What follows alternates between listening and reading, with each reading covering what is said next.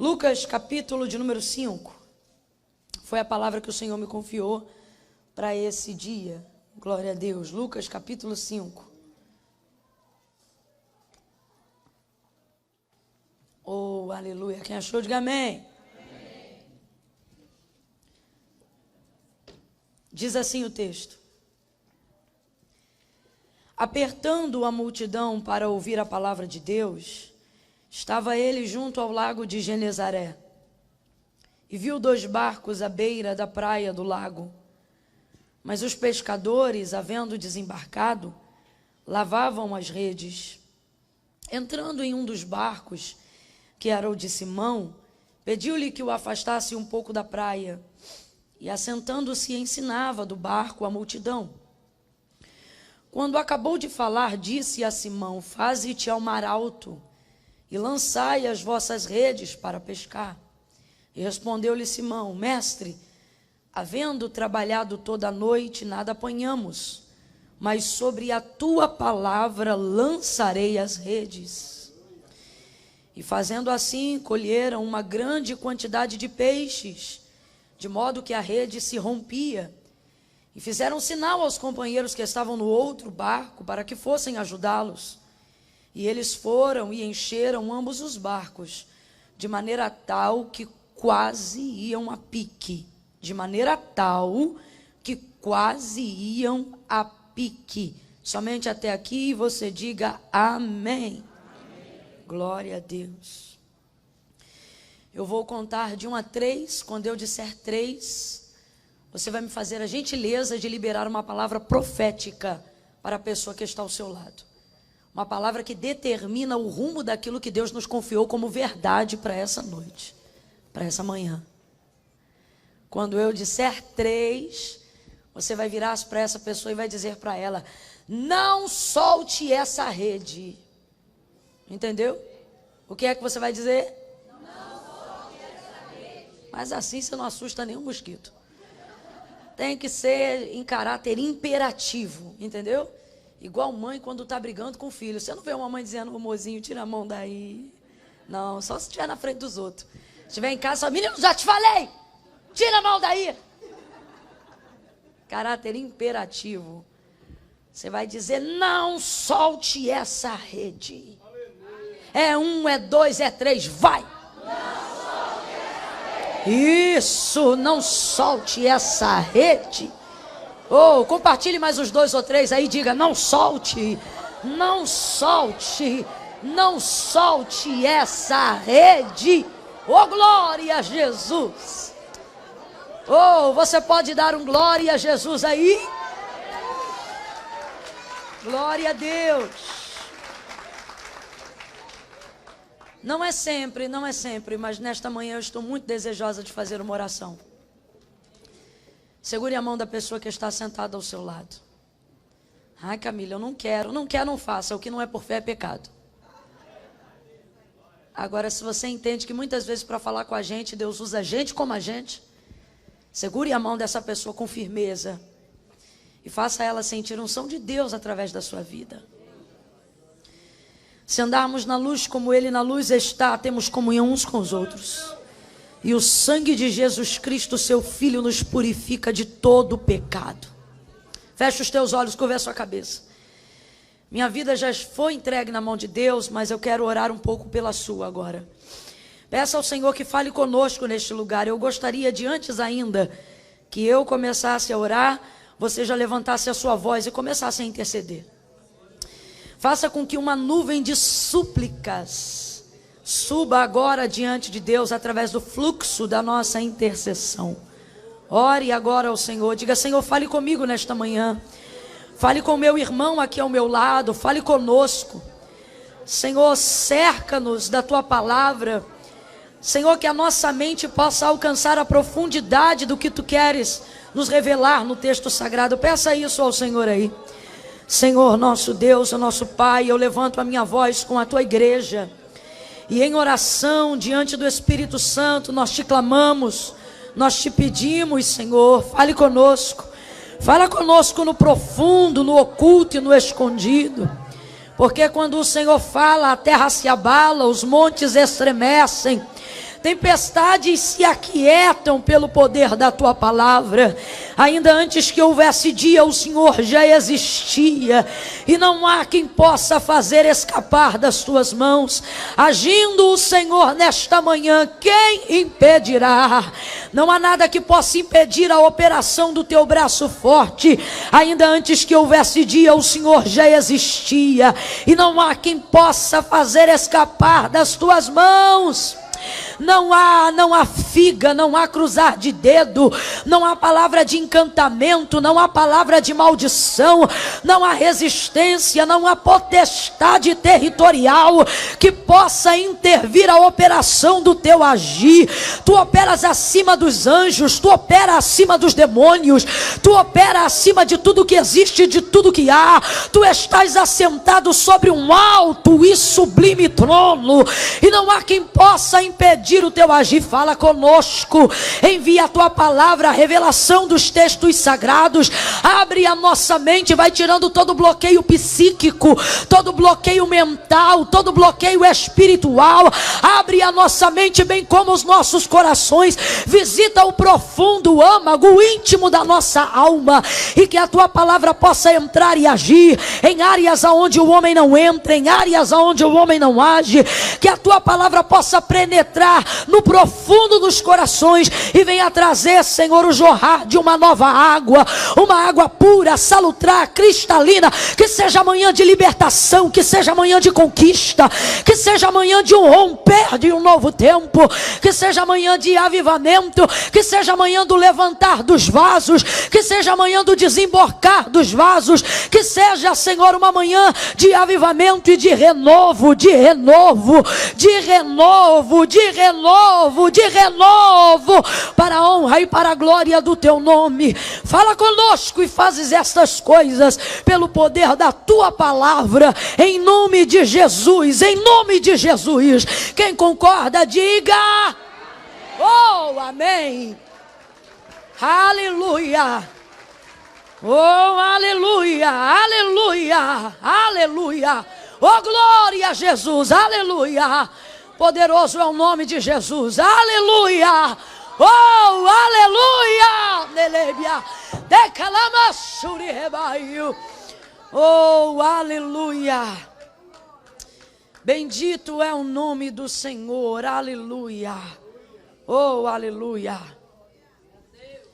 A narrativa do texto que nós acabamos de fazer menção, Lucas, capítulo de número 5, vai falar para nós sobre um milagre, né? Um milagre extraordinário, um milagre conhecido como a pesca maravilhosa. Complete para mim, só para eu saber que você está comigo. O milagre da pesca maravilhosa. Maravilhoso é o tipo de adjetivo que nós utilizamos quando precisamos definir uma coisa que é mais que bom, mas aonde ótimo também ainda não é o suficiente. Então, se é melhor que bom, porém ótimo também não é o suficiente, então nós dizemos, isto é maravilhoso. Maravilhoso. Pela boca do profeta Isaías, o próprio Deus, uma vez que é mais que bom e ótimo também não é o suficiente para defini-lo, ele vai dizer acerca de seu próprio nome, para que nós não duvidemos daquilo que ele fala, daquilo que ele promete. Ele vai dizer, visto que o meu nome é maravilhoso. Maravilhoso. Não é à toa que esse adjetivo está colocado no texto, ou no que engrandece a mensagem de Lucas capítulo 5, a pesca maravilhosa. Veja, não é a pesca necessária, não é também como quando Jesus multiplicou os 5 pães e os 2 peixinhos, uma vez que havia fome, no caso daquela multiplicação. Lembra quando Pedro disse, Senhor, manda embora essa gente, numa outra narrativa, em um outro momento, num outro contexto. Manda embora essa gente porque já se faz tarde, para que eles encontrem alguma coisa de comer pelo caminho. E aí o Senhor disse, não, dai de comer vós mesmos. Mas Senhor, nós não temos nada aqui, a não ser um rapaz que trouxe aqui 5 pães e 2 peixinhos. E aí o Senhor dá graças ao Pai por aqueles 5 pães e 2 peixes, reparte a metade e eles vão multiplicando, multiplicando. E naquele dia comeram mais de 5.000 homens, sem contar mulheres e crianças. Então ali houve uma multiplicação e um milagre, onde a mola propulsora que provocou o milagre foi uma necessidade. A necessidade de fazer o povo comer naquele lugar. O caso da pesca maravilhosa não é esse. Que pescador não tem peixe em casa? Que pescador não tem estocado uma quantidade para o próximo dia? Né? Não é o caso aqui. Nós estamos falando de uma casa de pescadores, de uma região de pescadores. Jesus vem chegando à margem daquela praia naquela manhã e uma multidão vem seguindo. Era uma multidão de pessoas, na sua grande maioria, muito pobres e, consequentemente, também muito famintas. Mas não são elas a mola propulsora desse milagre, senão, apesar disso, né, a chamada de Pedro, que acontece justamente dentro dessa mesma narrativa do capítulo 5. O maravilhoso aqui, ele toma ênfase, porque o Senhor não vai fazer o que ele vai fazer somente levado por necessidade. Isso traz para nós o entendimento de algo que precisamos compreender, e Jesus compartilha isso conosco em toda a narrativa do Novo Testamento. A primícia de que milagre não é para quem precisa. Quando você estabelece o critério e a ideia de que a única coisa que move milagre é necessidade, você não conhece o Deus maravilhoso, você conhece apenas o Deus supridor de necessidades. Na verdade, você até diminui a palavra que o próprio apóstolo vai fazer uso, escrevendo aos Filipenses. Quando ele vai dizer, porque o meu Deus, segundo as suas riquezas, suprirá todas as nossas necessidades em glória por Cristo Jesus. Quem já ouviu ou conhece esse versículo, diga amém. O versículo diz exatamente como eu acabei de reproduzir aqui, quando Paulo escreve aos Filipenses. Porque o meu Deus, segundo as suas riquezas, complete para mim, por favor. Porque o meu Deus, segundo as suas, preste atenção, segundo as suas, suprirá todas as nossas necessidades em glória. Suprirá todas as nossas necessidades em? Suprirá todas as nossas necessidades em? Por Cristo Jesus, seu Filho, ou em outras versões, nosso Salvador em comum. Como é que o versículo está escrito fidedignamente, como eu acabei de reproduzir? Porque o meu Deus, segundo as suas riquezas, suprirá todas as nossas necessidades em glória por Cristo Jesus, seu Filho. Como nós entendemos? Deus vai suprir minhas necessidades. Como nós interpretamos? Deus vai suprir nossas necessidades. Não é o que está escrito. O que está escrito, primeiro, é que Deus tem mais riquezas do que nós temos necessidades.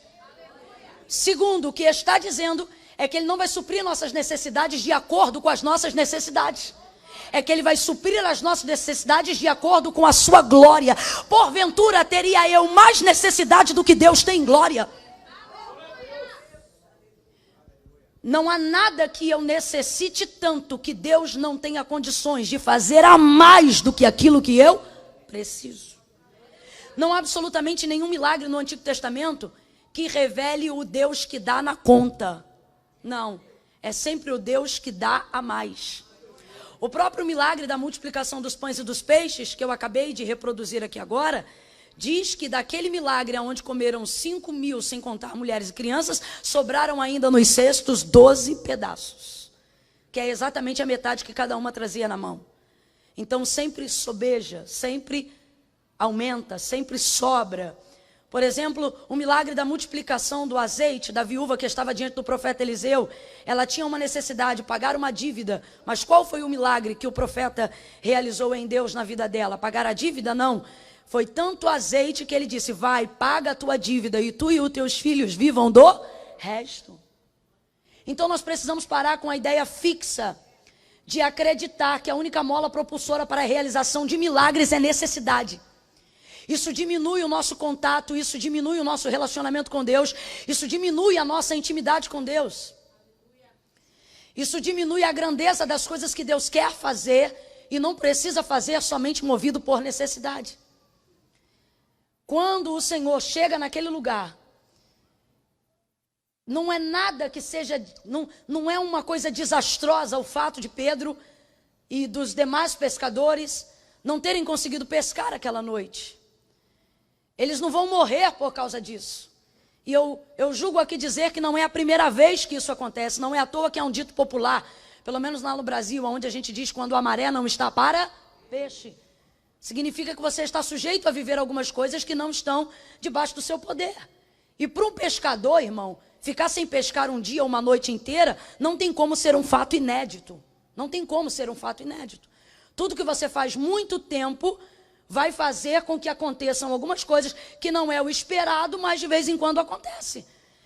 Então veja, não é uma necessidade que vai provocar a realização desse milagre. Por isso nós chamamos ele de maravilhoso, porque é aquilo que foi feito não para ser bom, é aquilo que passou do que é bom, é aquilo que é ótimo, mas que não precisou de uma necessidade incrível para ser operado.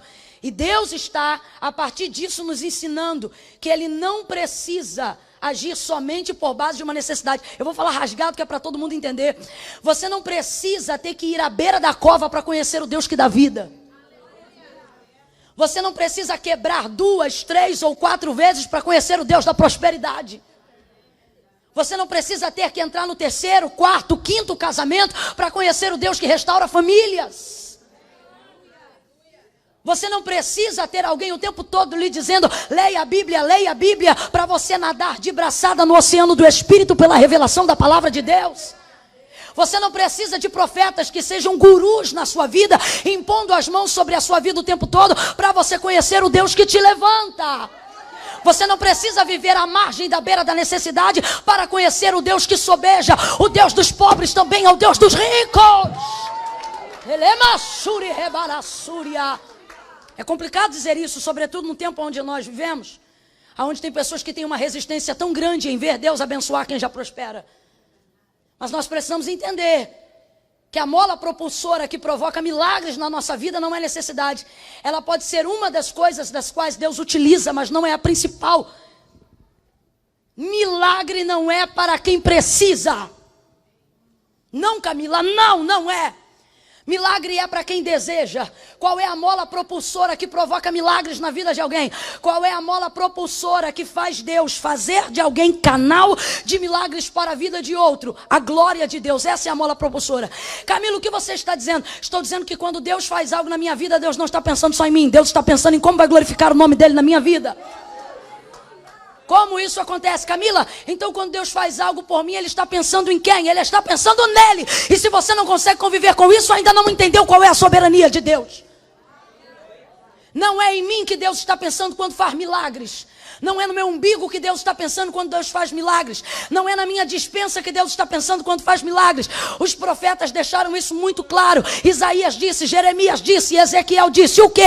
Porque dele, nele, por ele e para ele são todas as coisas. Camilo, o que você está dizendo? Estou dizendo que você será alvo de milagre quando você se tornar instrumento de glorificação do nome de Deus.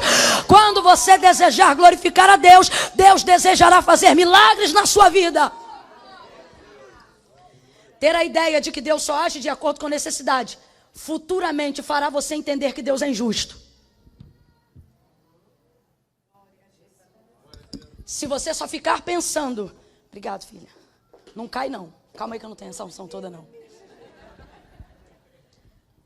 Ter a ideia de que Deus só age de acordo com necessidade, em pouco tempo, não muito, você começará a imaginar um Deus injusto. Por que essa morreu e aquela não morreu?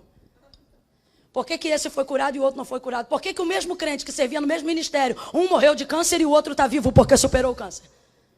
Dentro de pouco tempo, o Deus que você adora vai criar na sua própria consciência a tipologia de um Deus injusto, de um Deus que tem preferidos.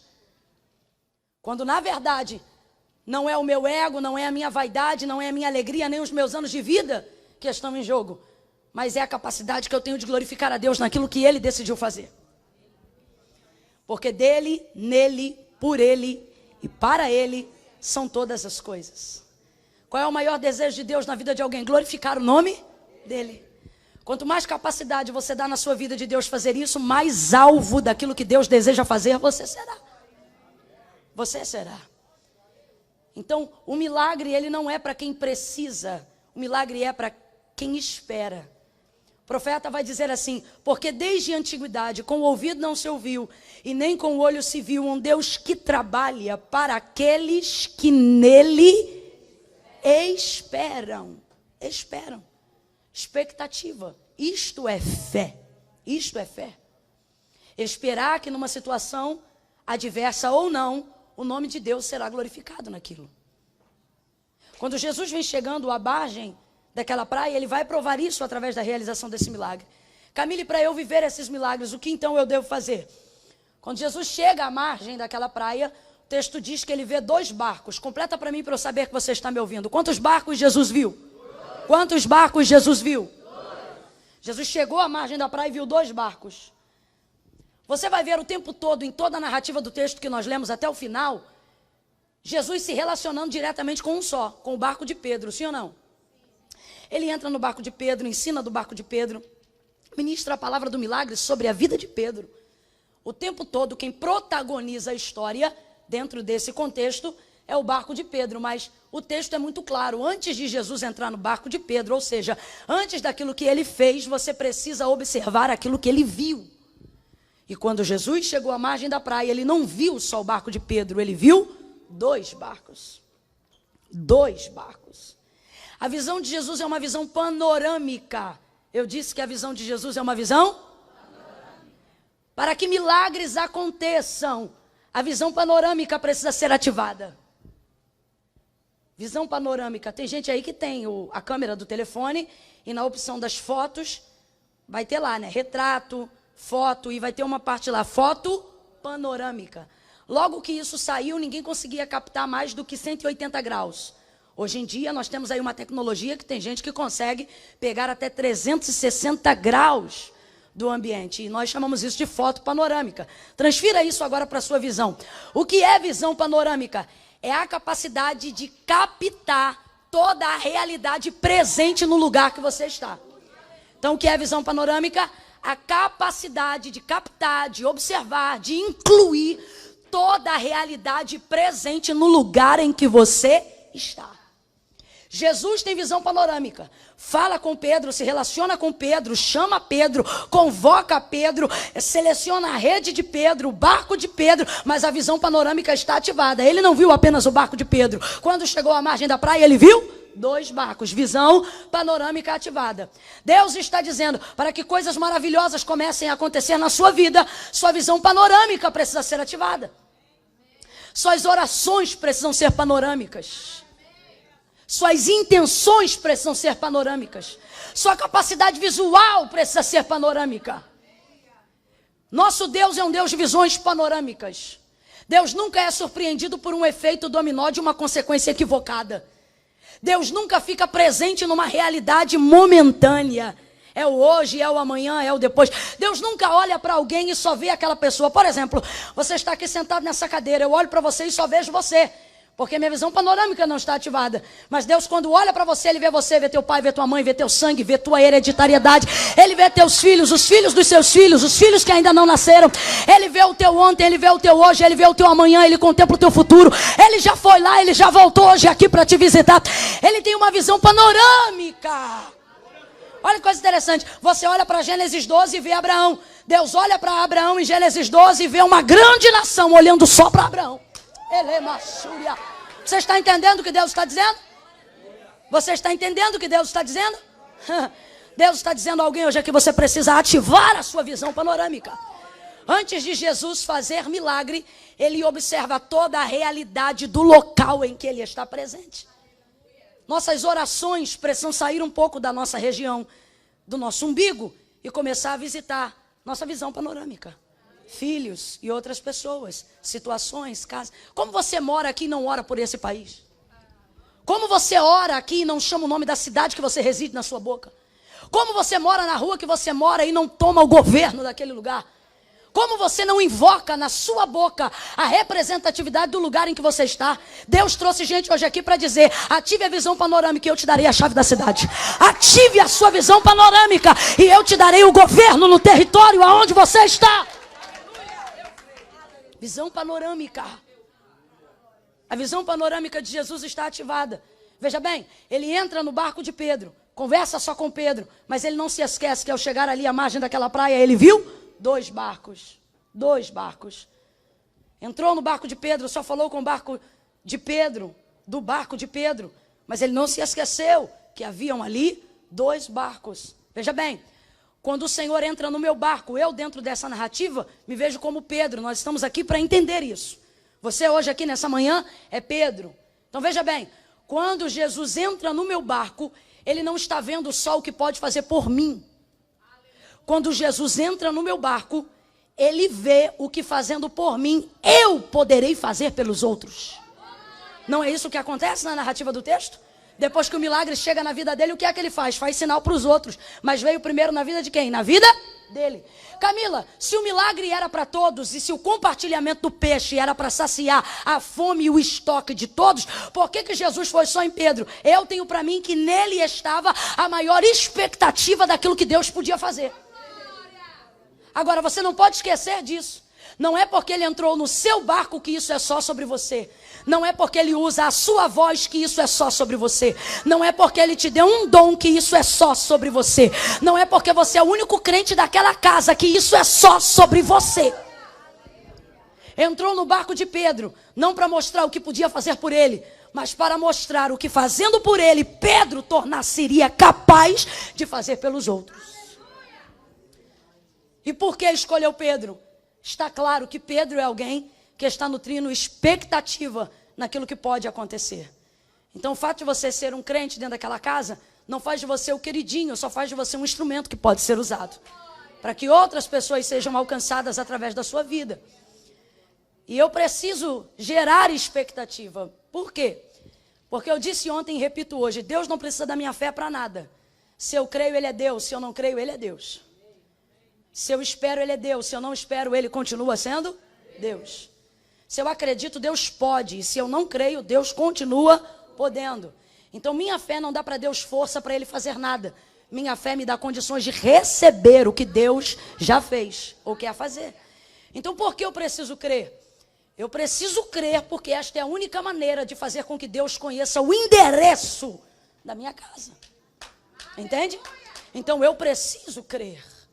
Camila, então como é que eu faço para ter fé? Fé é expectativa. Fé é criar expectativa. Você precisa ser bom de criatividade para ter boa fé. Você precisa ter capacidade imaginativa para ter boa fé. Os discípulos andam com Jesus e por uma vez e outra Jesus disse, ó geração incrédula, irado, até quando me tereis convosco? Eles estão vendo milagres, mas não têm fé, porque não geram expectativa, sempre pensam no pior. O próprio exemplo que eu utilizei agora da multiplicação dos pães e dos peixes, os discípulos chegam e um deles diz assim, não sei se foi André ou Felipe, eu sei que Pedro diz assim, nem que tivéssemos 200 denários de dinheiro, seria o suficiente para alimentar toda essa gente. Veja, ele está falando sobre uma possibilidade imaginativa ou imaginatória. Nem que tivéssemos 200 denários de dinheiro. Já que é para imaginar, por que você não imagina uma conta que daria certo? Mas não, até para imaginar, imagina a conta errada. Nem na mente. Gente, sonhar é de graça. Sonhar é de graça. Então, se for para imaginar, imagina direito. Tudo que hoje é realidade presente na sua mão já foi imaginação do seu coração. Tudo. É claro que quando a realidade está patente nos seus olhos, aquilo se torna mais maravilhoso. Você fica até anestesiado. Você diz, oh Deus, eu sabia que o Senhor ia fazer, mas não imaginava que ia ser tanto. Mas é uma realidade que partiu do esboço da imaginação que havia no seu interior. Deus trabalha assim desde o início, mesmo quando Adão não dependia de fé para ver Deus, porque Deus aparecia na viração do dia todos os dias para trazer os animais para Adão dar nome lá no Éden. Mas veja, quando Adão desejou ter alguém que lhe fosse igual, uma equivalente, Deus não trouxe de outra parte do mundo, Deus não trouxe de fora do mundo, como trazia os animais para dentro do Éden, para Adão dar nome, não. Deus colocou Adão em estado de sono profundo. Pegou um pedaço de sua costela. Se a origem de Eva, ou melhor, se a origem da mulher é a costela de Adão, então eu vou dizer o tempo todo que Eva, ou a mulher, estava o tempo todo, nem no Japão nem na China, mas estava o tempo todo dentro de Adão. Compreende isso? Podemos interpretar dessa maneira? Se a matéria-prima pela qual a mulher passou a existir foi a costela, ou um pedaço dela, da qual Deus tirou de dentro de Adão, eu posso então dizer que a matéria-prima da origem de Eva estava o tempo todo dentro de Adão. Aí o texto diz que ele procurava o tempo todo, todavia não se achava alguém que lhe fosse equivalente, porque às vezes a gente procura uma realidade do lado de fora, sem primeiro projetar ela do lado de dentro. E você não vai achar, você não vai encontrar. Você não vai encontrar. Porque tudo aquilo que existe do lado de fora, antes de ser palpável do lado de fora, precisa ser uma realidade no seu imaginário do lado de dentro. Camilo, o que é isso? Isto é fé.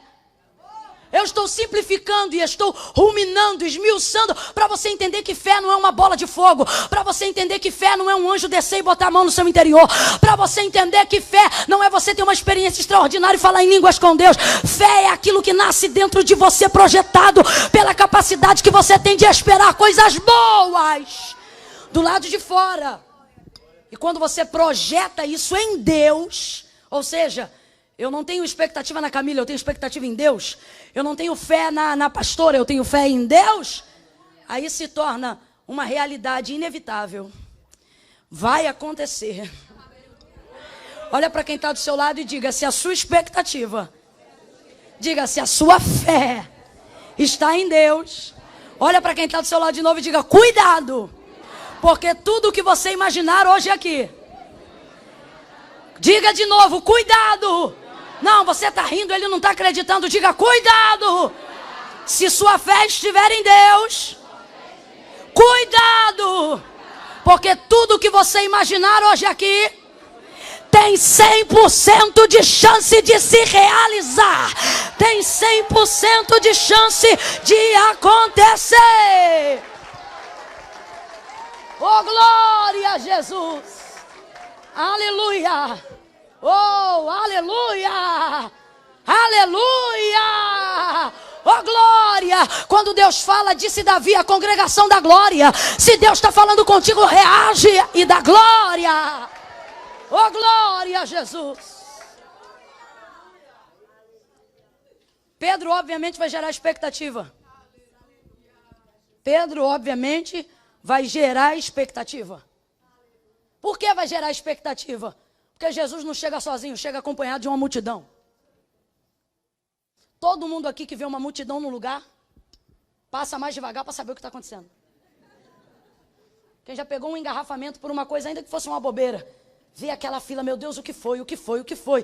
Quando vai chegando perto, aí, pessoal bobo, rapaz, não é nada, é só um guaxinim no meio do caminho, aí vai devagarinho, olha lá o guaxinim. Porque a multidão faz você virar os olhos para aquele lugar. Tem gente hoje aqui que viu tanta gente entrando hoje aqui que falou: vou entrar lá também. Vai ver o que é que tem lá. Vai ver, tá aí, nem fala português, mas tá aqui. Deixa eu ver o que esse povo está fazendo aqui. O que é que vai acontecer aqui? Que bom que você veio. Porque Jesus vem chegar de uma multidão, acompanhado de uma multidão. Imagine o barulhinho daqueles pezinhos na areia. Uma multidão. Irmão, quando a Bíblia fala multidão, é multidão. Vem Jesus chegando com aquela multidão. Pedro está lavando a rede. Não tem quem não pare para ver. Que homem é esse? Vem ele na frente, uma multidão atrás. Está dando dinheiro? Não. Está dando doce? Não. Que homem é esse? O que ele está dando? Rapaz, ele não está dando nada, ele só está falando. É mesmo, é. Deixa eu ver o que esse homem está falando. Imagina, todo mundo ao redor. Jesus vai para lá, ó, pede o barco emprestado. Claro que está emprestado. É ilustre, não sei quem é, mas é ilustre. Uma vez eu estava no aeroporto e tinha uma galera tirando foto. Só que o pessoal que conhece a gente é mais a galera mesmo do meio cristão. Então o pessoal, às vezes que, enfim, está por fora dessa realidade, fica olhando de longe e fica pensando quem é. Aí uma vez eu estou tirando lá foto, aí daqui a pouco o moço vem. Aí, posso tirar uma foto com você? Eu senti que ele não sabia o que ele estava fazendo. Aí eu falei assim: por que você quer tirar uma foto comigo? Aí, porque eu gosto muito de você. Eu falei: guarda onde? Aí ele disse assim: você é a famosa, não? Eu falei: não, famosa é Ivete Sangalo. O pessoal aqui me conhece. Aí ele: poxa, deixa eu tirar uma foto com você, porque eu tô vendo tanta gente tirar, eu quero tirar também. Eu disse: tá bom então. É até legal, um chamariz. Depois o cara vai lá no YouTube para ver quem é. Quem sabe Jesus pega ele. Né? Mas é para você ver a credibilidade que a multidão dá. Para você ver o nível de expectativa que a gente coloca quando vê uma multidão ao redor de alguma coisa. Mano, você pode ter certeza do que eu estou te falando. Vamos supor que hoje tenha meia dúzia de gente aí na rua, pela calçada, fazendo alguma coisa, numa esquina e outra. Vamos combinar de todo mundo sair daqui correndo, gritando. Sai todo mundo correndo, gritando pro lado direito, quando o culto acabar. Aí sai todo mundo, mano, vai estar gente na rua que não sabe do que tá.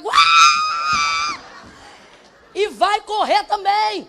E no meio do caminho vai, o que foi? Estamos correndo de quê? Eu não sei, corre. Porque a multidão tem esse poder de dar crédito, né? E tem gente que acha que Deus não chamou a igreja para multidões. Tem esse poder de dar crédito. Então pensa no homem lá cuidando da rede, lavando, tirando uma coisa e outra. E aí vem chegando Jesus nesse perfil. Vamos parar tudo aí. Pede o barco emprestado agora. Tira o barco, bota ele lá. Jesus senta no barco. Eu acho que Jesus faz essa posição porque não tinha caixa de som, não tinha retorno. O vento vem da banda do mar. Jesus fala e a voz dele ecoa. E vai passando, vai passando. E está Jesus pregando naquela manhã. E você faz ideia, se a gente está parado para ouvir alguém como eu, você imagina a gente sentado para ouvir Jesus. Jesus de Nazaré. Eu já fico imaginando esse culto, já fico com vontade de ser arrebatada. O coração deles estão quebrantados. Por quê? Porque aquela manhã está triste. E está triste por quê? Porque eles não apanharam absolutamente nada. E muitas vezes Deus usa tristeza para melhorar seu quebrantamento. Camila, Deus usa tristeza? Usa. Quando Deus quer te acrescentar sabedoria, Deus te faz passar por um caminho triste. Salomão, ele disse, quem aumenta em sabedoria, aumenta em tristeza. A tristeza, na vida daquele que serve a Deus, é um professor e não um castigador. As maiores revelações que eu já recebi do texto sagrado foram nos meus piores dias. Porque o seu coração está mastigado pela dor. Você se torna humilde, submisso a qualquer coisa que aconteça, porque você não espera mais nada. Então, Pedro está quebrantado naquela manhã. E, gente, quando está tudo bem, o culto pode estar pocando, que a gente entra na celebração. Mas quando a gente está quebrantado, as criancinhas vão apresentar na EBD, cantando Eu Sou Uma Florzinha de Jesus. E a gente, oh meu Deus, Deus está falando comigo. Mas está cantando Eu Sou Uma Florzinha, eu sei, Deus está falando comigo. Quebrantamento auxilia no entendimento da ministração, te conduz a um caminho de humildade, de submissão. Então pense em como estava o coração de Pedro naquela manhã. Camila, por que você está dizendo isso? Para você entender que Deus não está permitindo dias tristes para te castigar, mas para te promover. Aí Pedro empresta o barco e Jesus prega. E está Jesus pregando, gente. Está Jesus ensinando. Imagina Jesus falando e o coração de Pedro ouvindo tudo aquilo que ele precisava. Sabe que ele não está falando heresia? Porque como mestre, ele respeita a lei. Mas percebe que ele está falando o que Pedro já ouviu, mas ele está sentindo o que nunca sentiu. Porque Jesus fala como quem tem autoridade. Imagine. E aí vai ministrando. E Pedro vai percebendo, é um mestre. Pedro vai percebendo, é muito inteligente. Pedro vai percebendo, tem muita autoridade. Que homem é esse? Daqui a pouco Jesus termina. Quando Jesus vai descendo do barco, vai em direção a Pedro. E chegando perto de Pedro, eu imagino o coração de Pedro aquela hora. Quando a gente coloca muita expectativa em alguém, aquela pessoa vem na nossa direção. O coração parece que para de bater no peito e começa a bater no pescoço. Tum, tum, tum, tum.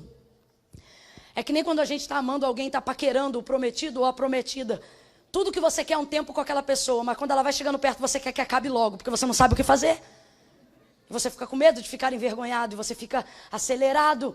Vem Jesus vindo em direção a Pedro, e eu imagino como Pedro está.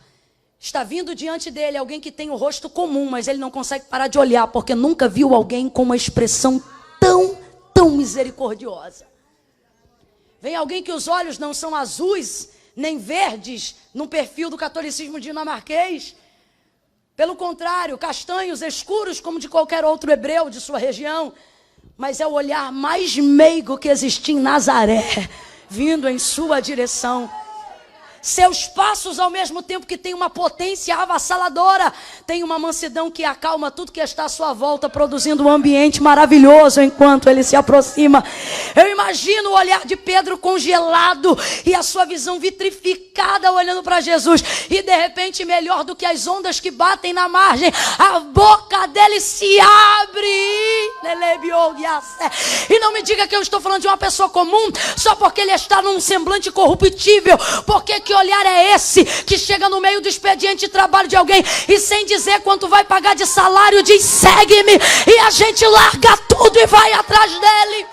Que voz é essa? Que voz é essa que faz as amantes se tornarem solteiras para viverem ao lado do amado Nazareno?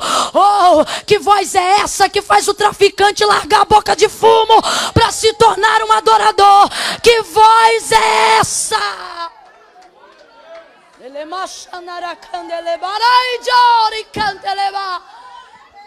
Vem caminhando em direção a Jesus, perdão, a Pedro, e diz para ele, vai entregar para ele uma palavra que vai mudar a realidade, não só daquela manhã, mas da sua vida. Você tem que entender que quando Jesus aparece no seu caminho, não é para mudar o seu momento. Você tem que entender que quando Jesus aparece na sua família, não é para abençoar só o seu núcleo familiar.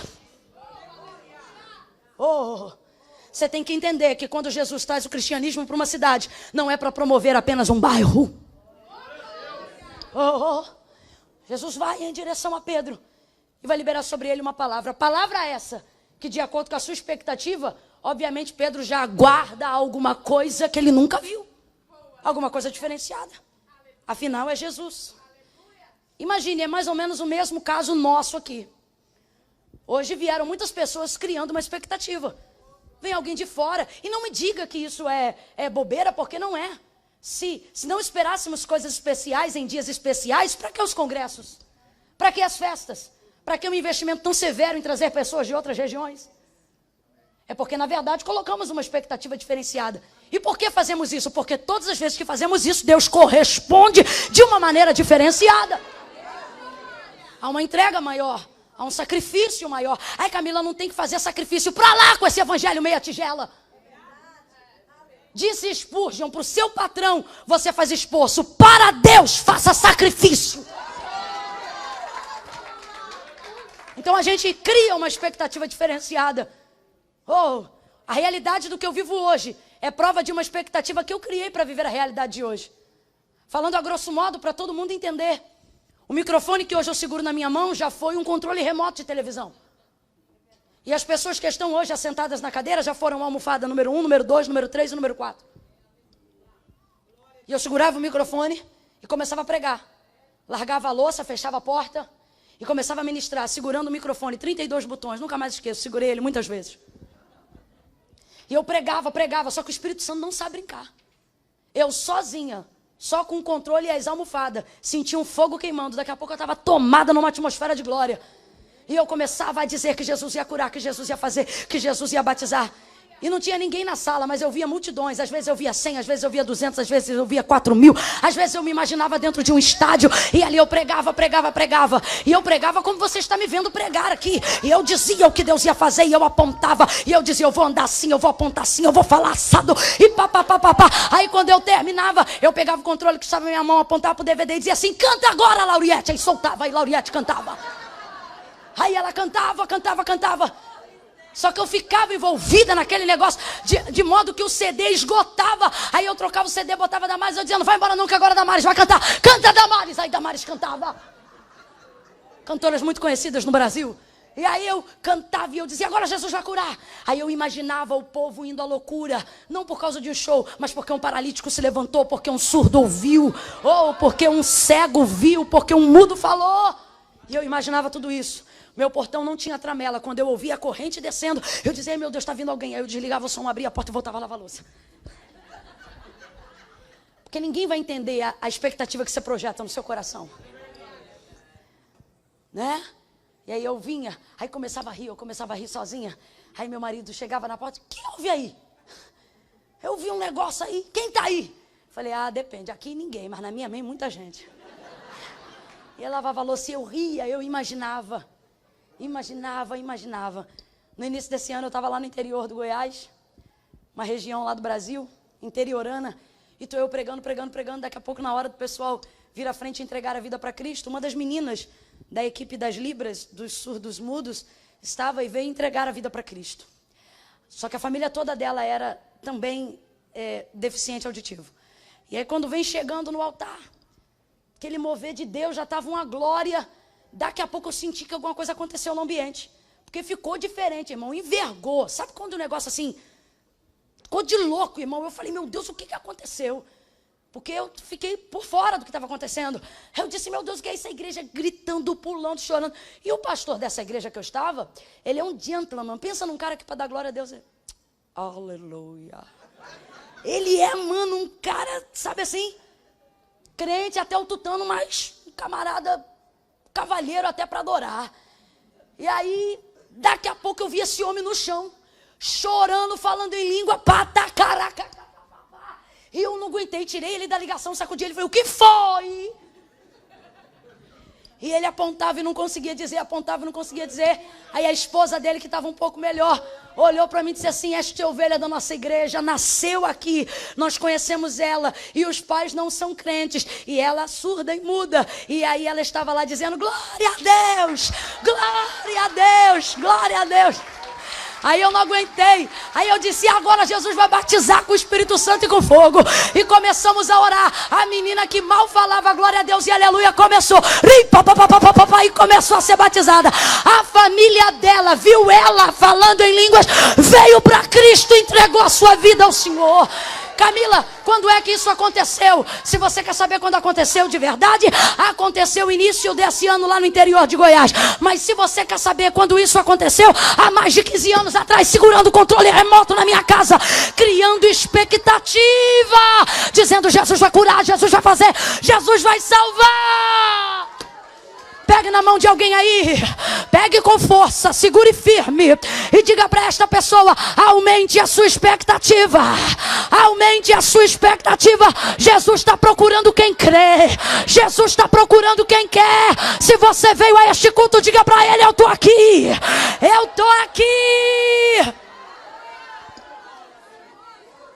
aleluia, aleluia.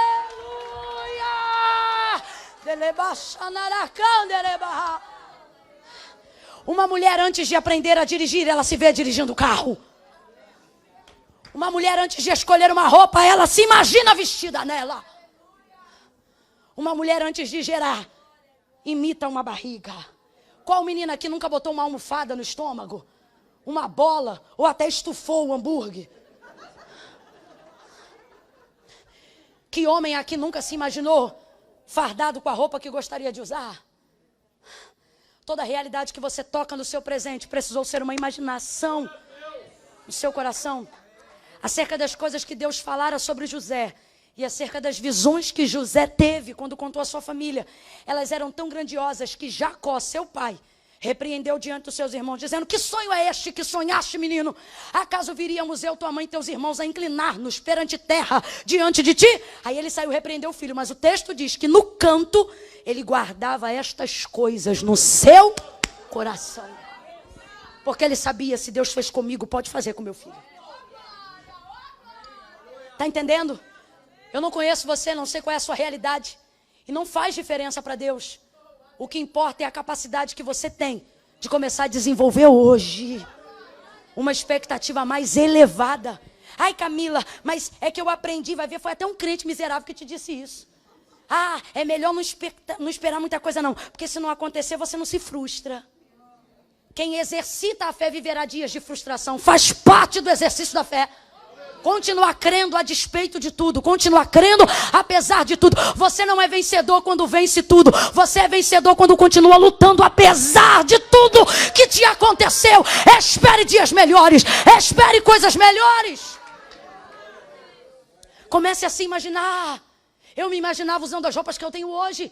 E olha que eu só tinha 2 mudas de roupa. Uma era para ceia e a outra para os outros dias de culto.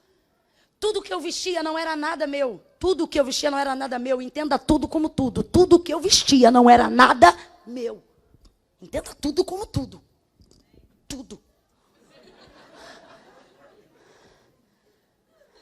E um dia, eu na porta do metrô, da Central do Brasil, pleno rush, me lembrando das promessas, Deus dizendo, vou eu te vestir, vou eu te calçar. Mano, eu não tinha nada. A gente tomava banho de caneco, dormia em esteira. E ele dizia assim, vou eu te levar, você vai rasgar os 4 cantos da terra. Eu me imaginava entrando no avião, até hoje, de vez em quando, eu choro no banheiro do avião. Eu digo, Deus, eu estou dentro do avião. Você não está entendendo, irmão, a passagem era 55 centavos e a gente tinha que virar o sofá ao contrário para achar uma moeda. E eu me lembro desse dia, eu no metrô e Deus dizendo, vou eu te calçar, vou eu te vestir. E hoje uma das coisas que eu menos compro é roupa, de tanto que eu ganho. Parece que é Deus dizendo, sou eu que vou te vestir, sou eu que vou te calçar. Sabe? Mas eu imaginava. Eu me imaginava pregando aqui. As pessoas diziam assim, Deus usava as pessoas e dizia assim, vou eu te levar ao Canadá. Eu já me imaginava com o casaco que a pastora me emprestou. Um troço assim todo... A coisa é tão louca, rapaz, que quando a gente chegou aqui, que eu vi a neve, que eu comecei a chorar. E olha que eu só vi um cadinho, hein? Só vi assim, em cima do mato, um cadinho.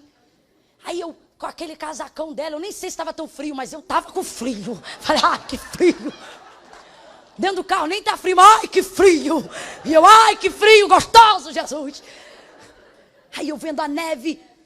Aí saí do carro. Quando saí, rapaz, um sol bonito do lado de fora, assim, da porta do shopping, me esperando para almoçar. Aquele solão batendo, eu meti meu óculos escuro. Pensei, bom mesmo era tirar uma foto agora. Aí ela disse assim, pare aí que eu vou tirar uma foto. Eu disse, que é isso? Jesus, o que é isso? Deus está dizendo, eu não vou te assustar, mas estou disposto a te surpreender. Eu vou te surpreender. Eleve a sua expectativa. Aumente a sua fé. Imagine. Imagine. Imagine. Imagine o tanto que algumas pessoas já tentaram me humilhar. Mas eu sou ruim de ser humilhada. Porque eu demoro a perceber que eu estou sendo afrontada. Então a pessoa no final desanda, porque ela tem que se expor muito para me humilhar. Sou muito lerda para essas coisas. Para quem não tinha nada, irmão. Então você demora a entender que alguém está te afrontando, sabe? E quantas vezes eu indo em algum lugar, convidada para ministrar, sentava em algum lugar e eu era muito nova.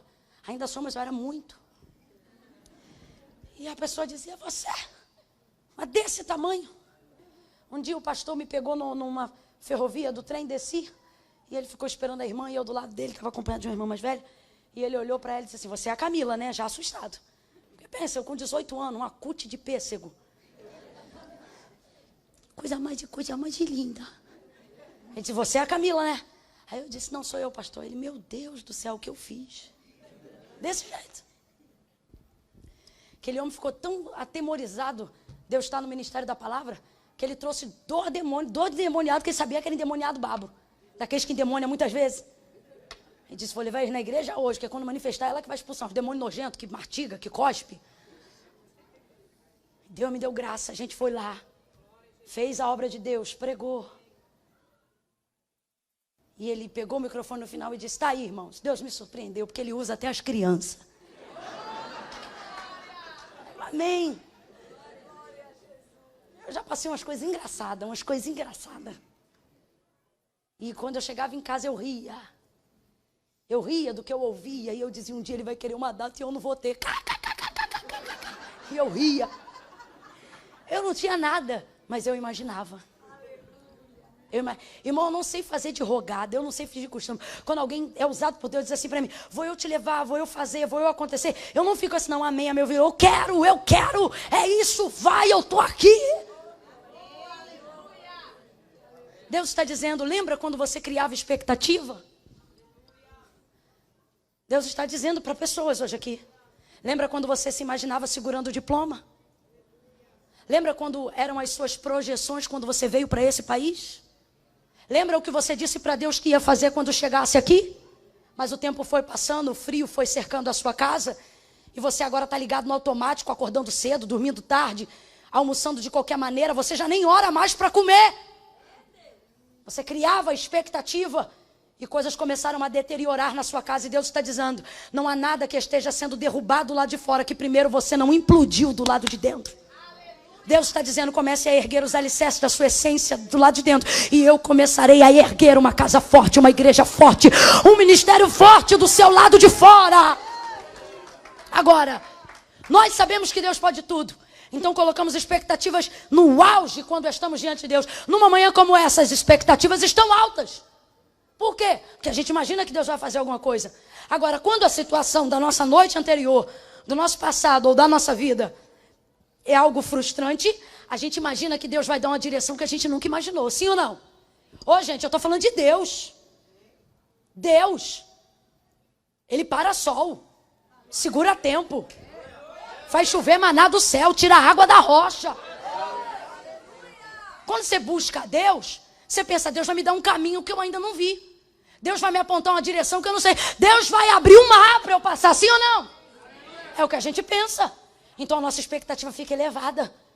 A gente diz, hoje Deus vai dar um basta na situação do meu casamento. Hoje Deus vai me dar um destino na minha situação financeira. E você projeta isso.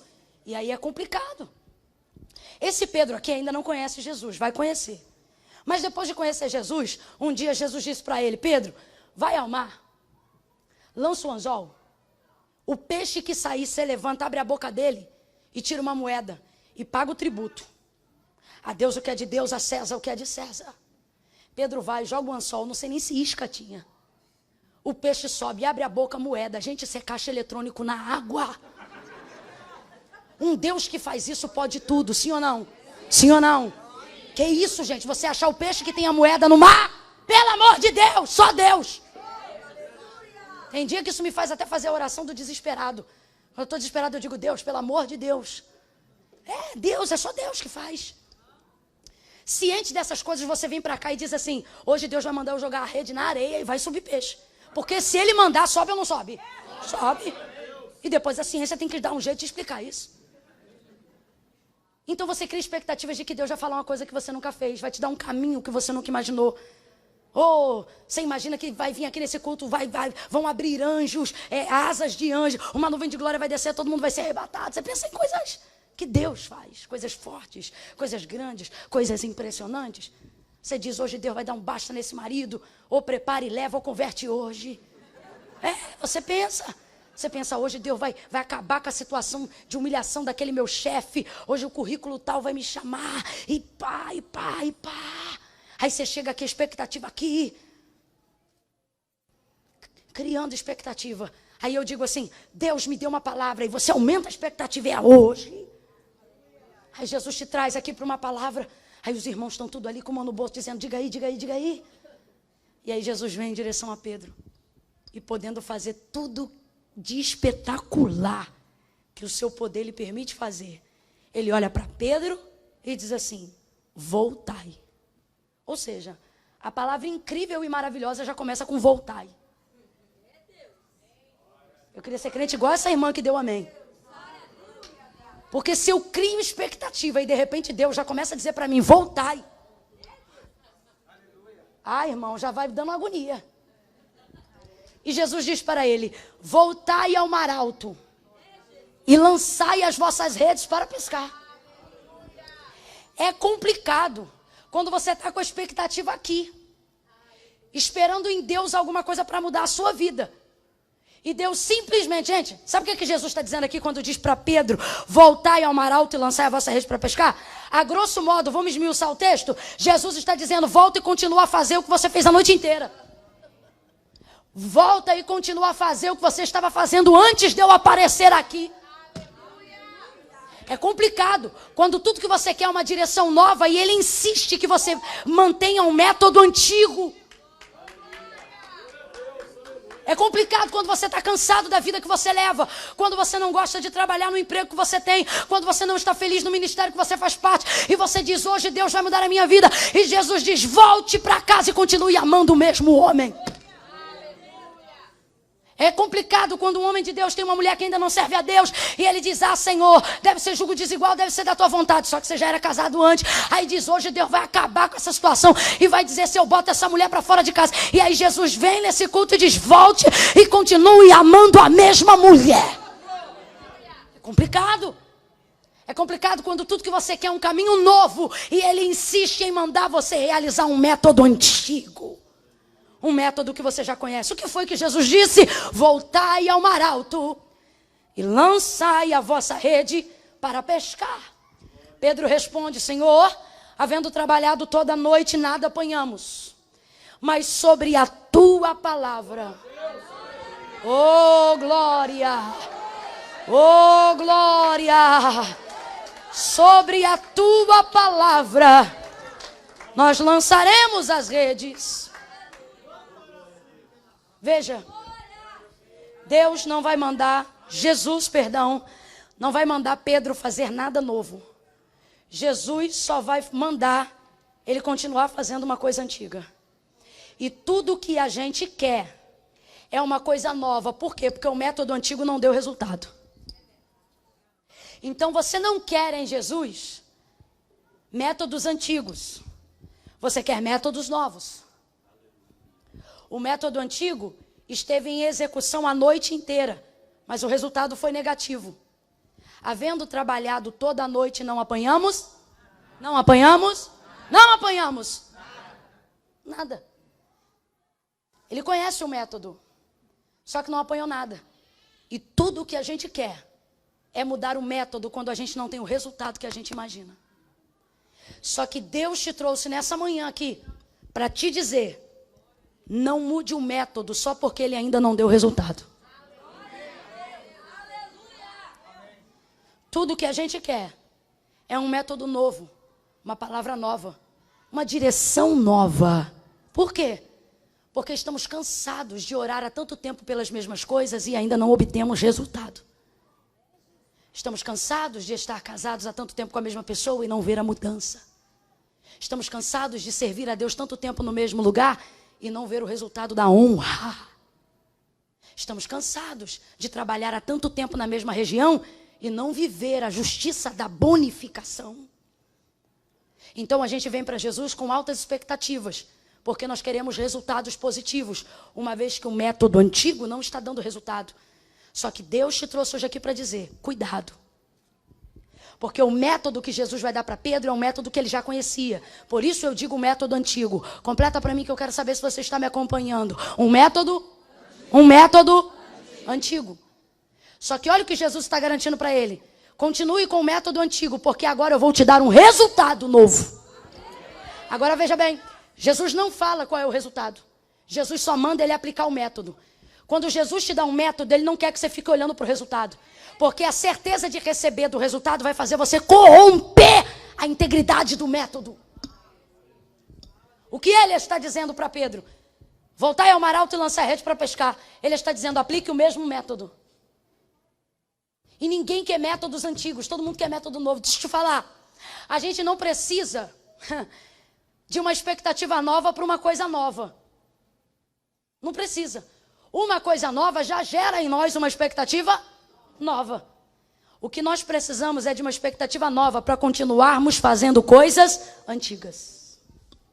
E o que Jesus está fazendo com Pedro é isso aqui. Sabe o que ele está dizendo? Pedro, não é porque ainda não deu certo que significa que você esteja usando o método errado.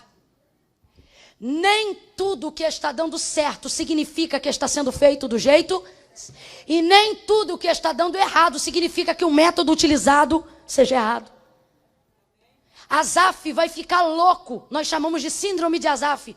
Quando ele sai do templo e vai olhar o mundo. E ele começa a ver o ímpio prosperar em seu caminho. Qual é o resultado de um ímpio que prospera em seu caminho? Resultado positivo. Qual é o método que ele usa? Errado. Ele se prostitui, ele adultera, ele engana, ele mente, ele vinga, ele rouba, mas está tudo dando certo na vida dele. E tem gente que a gente olha e diz, rapaz, o cabra é pecador, sem vergonha, 7-1. E mesmo assim tudo dá certo. Parece que quanto mais peca, mais enriquece. Parece que quanto mais prostituto fica, mais ele abunda. É síndrome de Asaf. Deus está dizendo, não avalie a qualidade do método pelo resultado. Nem tudo que está dando certo está sendo feito do jeito certo. E nem tudo que ainda não deu certo significa que esteja sendo feito do jeito errado. Deus sabe que Pedro, Jesus sabe que Pedro vai fazer a maior pescaria de sua vida. Amém ou não amém? Amém. Sabe ou não sabe? Sabe ou não sabe? Sabe que ele vai pegar tanto peixe que a rede vai rasgar. Sabe que ele vai pegar tanto peixe que os dois barcos vão pegar a rede de uma vez só e vai ter peixe para os dois. Sabe ou não sabe? Mas ele não conta para Pedro o resultado. Só incentiva Pedro a continuar aplicando o método. Ele sabe, vamos lá gente, entende isso aqui comigo. Ele sabe ou não sabe? Podia ter incentivado ele, vai lá meu filho, porque hoje você vai pegar peixe como nunca pegou na tua vida. Mas Jesus não quer que ninguém aplique o método só pensando no resultado.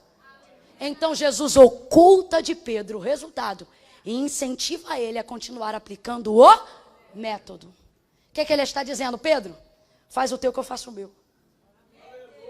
O que ele está dizendo? Pedro, aplica o método, porque o método é contigo, o resultado é comigo. Está entendendo? Diga amém. Com todo respeito a você que tem uma vida de oração, sua oração não salva ninguém. Com todo respeito a você que tem uma vida de oração, sua oração não liberta ninguém. Quem liberta é Jesus. Quem cura é Jesus. Quem salva é Jesus. Mas se o único meio pelo qual eu sei que Jesus vai salvar alguém na minha casa é orando, eu vou continuar orando, não importa o tempo que ele vai determinar o resultado. Agora, não é porque eu não tive o resultado que eu vou abandonar o método. Porque o método é o que ele está usando para eu obter o resultado que eu espero, que eu almejo, que eu desejo. Quantas pessoas estão abandonando os métodos porque estão de olho no resultado? Eu não sou hipócrita, vou ser muito sincera. Eu vivo do ministério e vivo do altar porque vivo para o altar. Tem semanas que eu tenho 3 horas de sono por noite. Tem semanas que eu não durmo. Então eu vivo do altar porque Deus sabe que eu vivo para o altar. Sou visceral na minha entrega, não vim cumprir a agenda, senão já teria devolvido o microfone há 30 minutos atrás. Vim fazer o que Deus mandou eu fazer. Faço isso com tudo que sou, faço isso com tudo que tenho. Procuro viver uma vida inteira com a consciência de que estou diante de Deus o tempo todo. No restaurante estou diante de Deus, no metrô estou diante de Deus, na minha casa estou diante de Deus, eu estou diante de Deus o tempo todo. Na rede social eu estou diante de Deus. É assim eu procuro viver. Vivo do altar, então vivo para o altar, então vivo do altar. Mas quando eu decidi, tinha um emprego muito nobre, trabalhava na maior multinacional do Brasil, entre as empresas que estão até hoje, nos últimos 20 anos, no ranking das 10 mais do Brasil, na área de TI, tecnologia da informação, a área que mais cresce, e eu ali só assinando documento, eu tinha reajuste salarial uma vez a cada 3 meses. Tem noção do que é isso? Com 22 anos na crista da onda. Oh! Só que eu entendi o chamado. Eu precisava vir. Eu não sabia quantos peixes eu ia pescar, mas eu sabia o que eu precisava fazer. Eu larguei tudo. Deus mandou? Não, Deus não manda. Isso é decisão sua. E aí eu falei, eu vou. Por que eu vou? Porque eu não estou conseguindo ser feliz aqui. Então eu vou fazer o que está gritando dentro de mim. Chorei 2 horas até a pálpebra do meu olho assar. Conversei com meu marido. E ele disse, está no seu coração tudo bem? E quando a minha irmã, que foi a pessoa que me colocou onde eu estava, e ela é muito de trabalho, já 2 faculdades, pense numa pessoa mesmo, acelerada para as coisas da vida. Falei, mano, ela vai me matar porque ela não vai entender, nem crente era. Ela olhou para mim e disse assim, é o teu sonho? Eu falei, é o meu sonho. Ela disse, então larga tudo e vai. Falei, eita, se Deus tocou nela, Deus toca em qualquer um. E ali eu fui viver meu chamado. Eu não tinha a menor ideia que eu poderia viver mas eu tinha consciência plena que estava na hora de eu viver Você entende a diferença? Sabe o que eu vejo que Deus me guardou do resultado? Para eu não me entregar ao método só pelo resultado, porque senão eu ia comprometer a integridade do chamado. Então Deus oculta o resultado, mas incentiva a aplicação do... Deus está dizendo, eu ainda não dei vitória, mas continue orando. Deus está dizendo, eu ainda não abri a porta, mas continue batendo. Deus diz, você ainda não achou, mas continue buscando. Camilo, o que você está dizendo? Levante a mão, porque estamos debaixo de uma atmosfera profética. profética. Não sou eu que estou dizendo, é Deus que está dizendo. E Ele está dizendo, levante a sua mão mais alto para receber. Deus está dizendo, nem sempre eu vou te revelar o resultado, mas eu vou te dar uma nova expectativa para continuar aplicando o método. Receba hoje um novo ânimo para amar a mesma pessoa. Receba hoje um novo ânimo para trabalhar feliz no mesmo emprego. Receba hoje um novo ânimo para continuar pastoreando a mesma igreja. Receba hoje um novo ânimo para continuar cantando os mesmos hinos. Receba hoje um novo ânimo para continuar fazendo uma coisa antiga que Deus te mandou fazer. Quem recebe isso, diga amém. Estou fechando aqui, preste atenção. Deus te trouxe aqui para dizer, ei, você não precisa de um método novo, você precisa de uma expectativa nova. E a gente só precisa disso depois de já estar fazendo muito tempo a mesma coisa. Quem está entendendo, diga amém. Amém. Você acha que tem problema eu repetir uma mensagem? Não. O problema não é eu pregar uma mensagem antiga. O problema é eu pregar uma mensagem antiga. Sem ter esse ânimo, sem ter essa alegria, sem ter essa avidez, sem entender que Deus ainda está falando nela. Tem gente que tem mensagens novas todos os dias, mas comportamentos velhos enquanto pregam. O problema não é ter um método antigo, o problema é não ter uma motivação nova todos os dias. Quem está entendendo, diga amém. Deus trouxe pessoas hoje aqui para dizer, filha, filho, seu método não está errado. É porque você está achando que o resultado quem faz é você. Aí você está trabalhando igual louco. Porque você acha que é você que se enriquece. E Deus está dizendo, não, você trabalha, quem enriquece sou eu. Eu tenho dito isso para as pessoas onde eu tenho passado, disse ontem e repito hoje. O dinheiro pode te dar uma casa, só Deus constrói um lar. Grifes podem te dar sapatos, só Deus te dá segurança sobre a terra. Chão debaixo dos seus pés. O Canadá pode te dar oportunidades. Só Deus tem a chave que abre as portas. Você entende isso? Então você não tem que viver ávido pelo resultado. Camila, eu não ligo para o resultado. E por que está passando a madrugada inteira achando que resultado de curtida é resultado de quem é mais famoso, de quem é melhor, de quem é mais isso, de quem é mais aquilo. Deus trouxe gente hoje aqui para dizer, você tem um método, use. Sabe orar? Ore. Sabe cantar? Cante. Sabe pregar? Pregue. Sabe interceder? Interceda. Ei! Pedro é pescador. Deus não mandou ele pegar uma britadeira e cavar um poço até achar peixe na água. Até o lençol fluvial do mar aparecer na terra. Não. Porque pescadores pescam. Complete para mim, por favor. Pescadores? Pescadores pescam. Pastores pastoreiam. Pregadores pregam. Crentes adoram. Está entendendo? Deus está dizendo, eu não vou mudar tudo que eu chamei você para fazer por causa de um resultado. Seja fiel ao método e eu serei fiel ao resultado. Continue amando as mesmas pessoas. Eu queria conseguir chegar aqui e te animar a tal ponto de te dar a melhor manhã da sua vida, com palavras motivacionais, para você explodir aqui. Mas o que adiantaria se depois você ia voltar para a mesma casa, para o mesmo marido, para o mesmo patrão? Eu não quero te dar um dia, eu quero te dar uma vida com Deus. Eu não quero te dar uma manhã, eu não quero te dar um momento. Eu não vou me comportar como uma pregadora leviana para eu dar um show aqui no altar e você dizer, uou! E amanhã você voltar para a realidade da sua vida e ficar entranhada naquele sofá da depressão. Não. Vamos falar a verdade? A verdade é que quando o culto acabar, você vai voltar para a mesma casa. A verdade é que quando o culto acabar e a segunda-feira começar, você vai voltar para o mesmo local de trabalho. Vai ter que conviver com as mesmas pessoas. Mas Deus me trouxe aqui para dizer, ei, eu não vou mudar o método, mas vou te dar uma motivação nova. Escuta o que eu estou falando. Tem gente aqui que vai chegar na mesma casa, que mora sempre. Vai olhar para a mesma esposa ou para o mesmo marido, com quem dorme sempre. E alguém vai olhar ou para a mãe ou para o pai. E vai dizer assim, o que você está diferente hoje? O que você fez?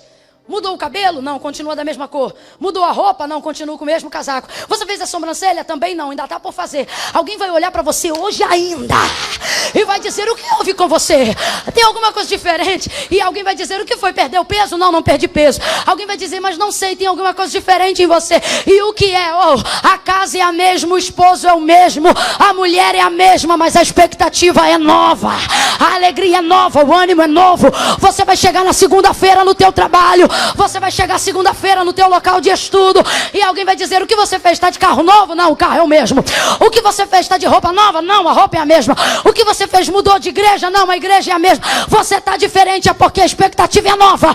Hoje eu vou trabalhar como nunca, hoje eu vou viver esse dia como nunca. Deus está dizendo: ei, estou cuidando do resultado, mas você cuide do método e tenha uma motivação nova.